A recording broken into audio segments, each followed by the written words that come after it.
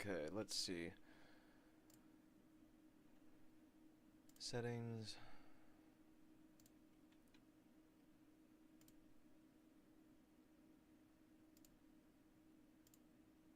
Testing, testing. Okay. Alright. What's going on, everybody? Welcome to Level 11 Live. We're going to be taking a moment to make sure that everything's good.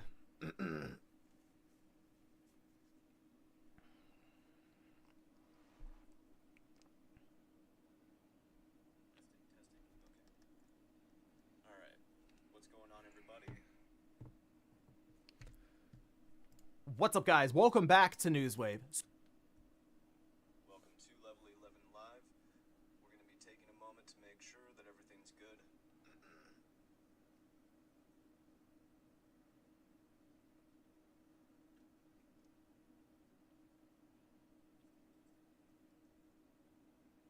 We're still testing. Just a moment.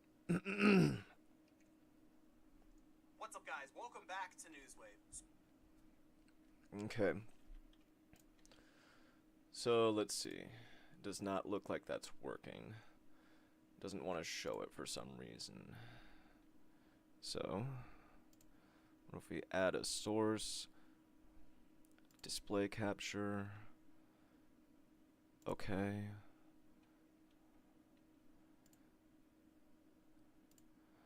On a Mac. Okay. Let's see. Alright, let's try that again. What's up, guys? Welcome back to Newswave. So, Doesn't want to show it for some reason. So, if we add a source, display capture. Okay.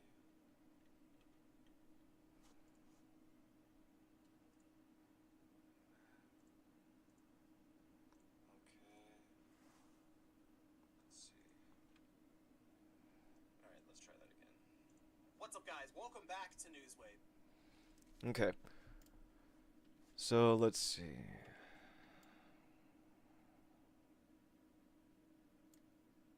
Okay. We're going to try that. We're going to try that, see how it goes. And, first of all, let's see what's going on here. Okay. Alright, so webcam. Okay. That should work. We're going to check that as well. We're going to try that, see how it goes. And, first of all, let's see what's going on. Sorry for the delay. Thank you for your patience, everybody. Alright, I'm happy. So, let's take a look. Welcome to Level 11 Live, everybody. I'm gonna take a moment to make sure everything is a go. I'm pretty sure it is.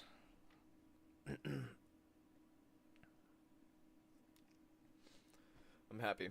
Alright, so I wanted to figure out how to capture video, well, capture my screen necessarily, like specifically. So I just wanted to kind of watch some YouTube videos on Livestream and react to them a little bit. And I figured I'd go with my personal favorite, Spawn Wave, and just go over the news that he goes over today. And maybe bring attention to one other thing as a side note to follow up my upload for the day. So we're just going to get right into it. So the other day, people online noticed that Sony made a bit of an odd change to the PlayStation 5 years into the generation now that even has people speculating and coming up with different theories for the PlayStation 5 Pro. I'll be right back. I'm going to keep it going. And we'll go over that here today. Also, we are going to be talking about Summer Game Fest. It is tomorrow, and we are starting to hear about certain games that'll be there, as well as see certain teases from big publishers that could lead to some very exciting announcements. And then we also have Astrobot and Concord to talk about because we may have pricing for both, and now I'm really curious to see where the community sits on both these games. So if you guys enjoy this video, make sure you hit that like button. Helps out a ton. And if you're new here to the Spawn Wave channel, make sure you subscribe down below. And of course, members for the channel do get Newswave early. If you'd like to learn more about that, click the join button down below this video. And we are going to start today with a game that has now been confirmed to be at Summer Game Fest. This is from Jeff Keighley himself. We can see posted up over on his official account. out, where he says, "Don't miss the gameplay world premiere of Slitterhead from the mind of Silent Hill creator Kiichiro Toyama and Bokeh Game Studio during Summer Game Fest live this Friday." Also outlines here once again, 5 p.m. Eastern. It's going to go for about 2 hours, and it does seem like we'll have some exciting stuff, even though I know Jeff Keighley has mentioned, hey, temper your expectations somewhat. I think we'll still have some fun stuff here, but... So, Slitterhead from the mind of Silent Hill during Summer Game Fest. That's exciting, but at the same time, I've gotten to a point in my life where scary video games or movies or whatever, it's not something that I want eating up a significant slice of mind shares of mine anyway. To each their own. And, obviously, creative merit is where it is. Silent Hill is awesome from what I've seen, but, it's more my type of horror, I think. It's a little more cerebral. Anyway, we'll move on.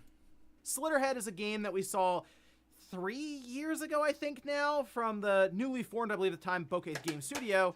And it looked like what you would expect from the minds of some of these horror games, like an older Silent Hill, where it was sort of that psychological horror. It just looked out there. So I'm curious to see exactly how the game is going to play, but I'm kind of envisioning a slower horror game that should play into sort of the psychological side of things, but we'll see. Also, sticking with Summer Game Fest and Sony. Before we get into that, just a couple thoughts. Like I said, it does look a little bit more, or a little bit less like your typical horror game. I guess a good way to put it is it's the type of stuff that makes Resident Evil look cliche even to people who like Resident Evil, I guess. But that's kind of the point. One of the points of Resident Evil is to kind of have that campy sort of tone to it. But anyway, we did hear that there should be at least one PlayStation Studios announcement at this show, and it looks like it has the potential to be that weird collaboration we've talked about before. As we can see, this is posted up over on X, and this is from Karakasis, who's been pretty good behind the scenes when it comes to some of the information getting out a bit early, especially around 2K, for example. Well, in this case, after talking about 2K's upcoming reveal, saying it doesn't look good for Mafia fans, which seems to be Borderlands 4 is what we could expect maybe out of 2K, and then, of course, Gearbox. But they were asked about what Sony could have, and they mentioned Lego Horizon Adventures, that, of course, being the collaboration of the Lego Horizon game, and I guess it makes sense there, as it is a collaboration between Sony, obviously Lego, and then other studios involved as well. So Summer Game Fest makes sense, especially we didn't see anything like that during the State of Play. And while we had Astrobot there that was very exciting, it was definitely a more muted State of Play overall, as we've seen with the reaction online to things like Concord. But I am at least curious how this is going to work out, so I guess we'll see this Lego Horizon game here tomorrow at Summer Game Fest. Oh, and I'm a little curious about that as well. I didn't really play too many. I played the Lego Star Wars games back in the day as a kid, but I'm a little indifferent on Lego, to be honest, at the end of the day.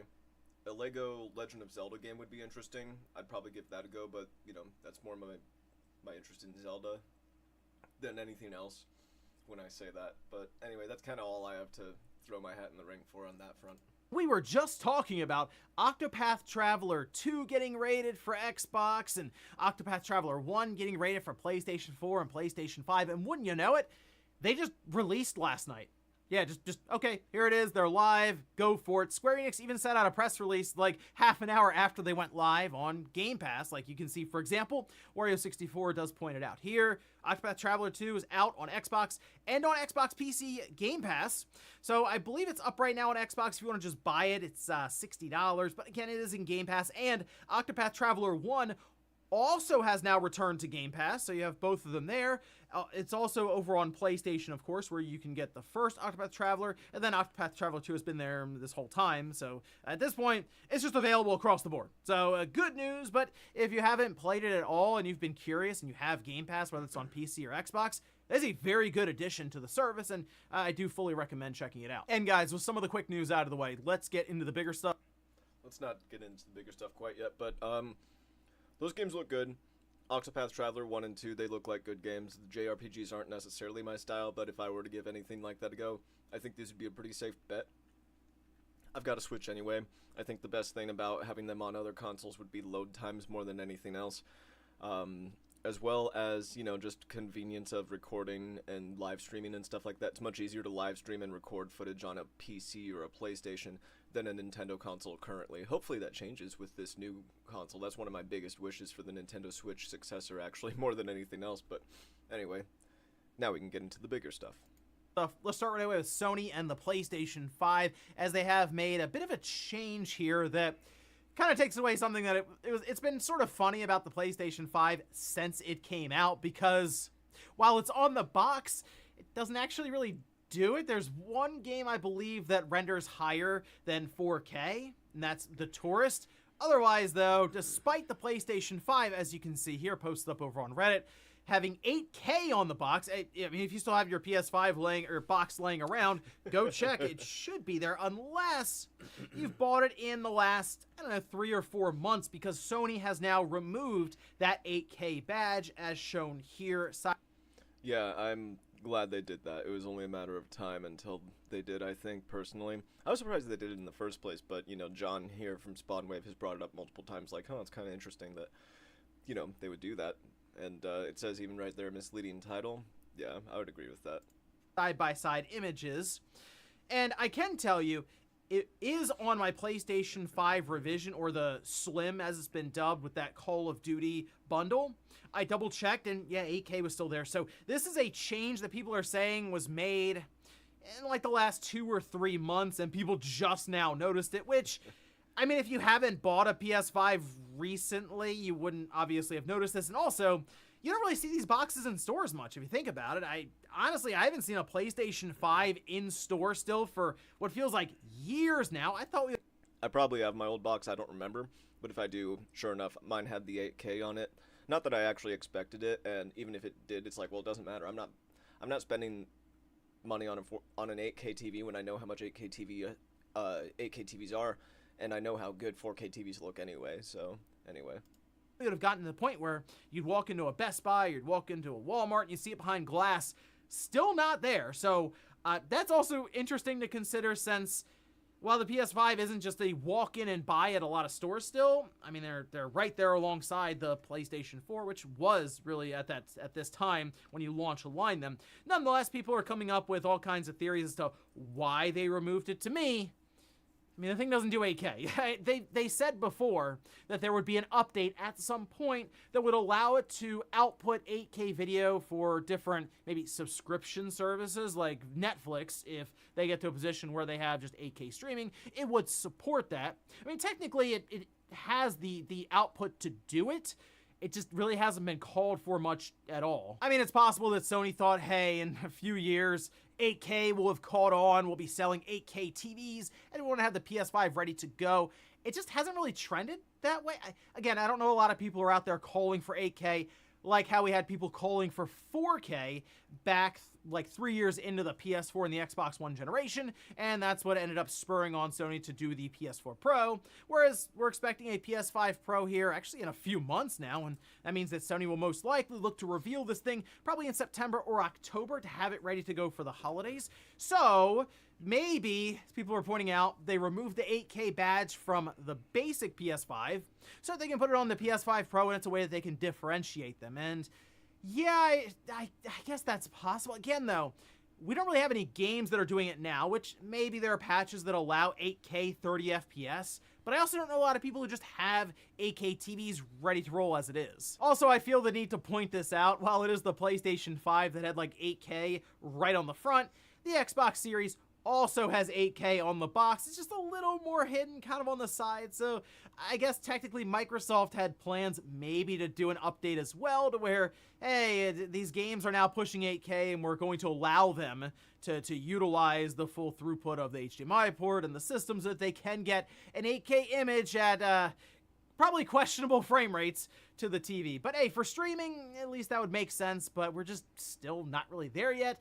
the AK adoption is just not warranted to have even an AK badge on the front for the base system. So we'll see if that PlayStation 5 Pro attempts to sport it front and center when it comes out later on this holiday. Next up, let's talk about two games that seem to have had their prices leaked out a bit early as different store listings went live yesterday. And one is Concord, the other is Astrobot. We're going to start with Concord because, well, let's just take a look here. It's currently listed. This is, by the way, in Australia, so we'll do some conversion here. But for Concord, they have it at $60, and they also have a digital deluxe edition at $95. Now, for the base one that most people are going to be curious about, when you convert that over, it's about $40, so it would line up nicely with Helldivers 2.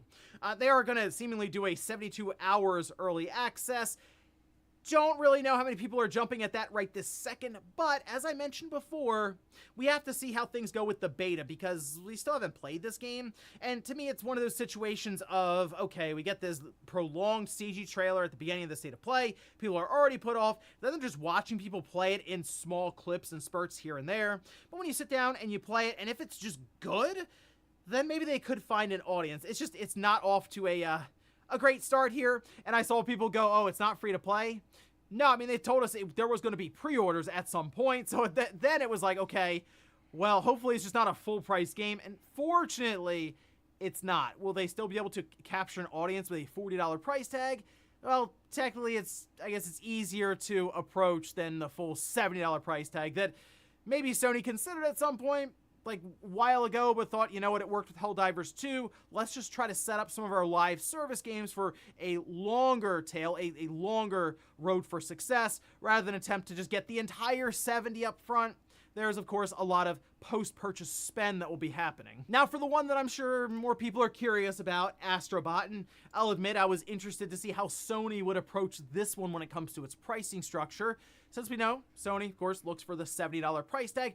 All right, I apologize, guys. I wasn't paying attention. I got sidetracked. Next up, let's talk about two games that seem to have had their prices leaked out a bit early as different store listings went live yesterday. And one is Concord, the other is Astrobot. We're going to start with Concord because, well, let's take a look here. It's currently listed. This is, by the way, in Australia, so we'll do some conversion here. But for Concord, they have it at $60, and they also have a digital deluxe edition at $95. Now, for the base one that most people are going to be curious about, when you convert that over, it's about $40, so it would line up nicely with Helldivers 2. They are going to seemingly do a 72 hours early access. So it sounds like it'll be $40 for Concord when it drops. I think that's a smart idea.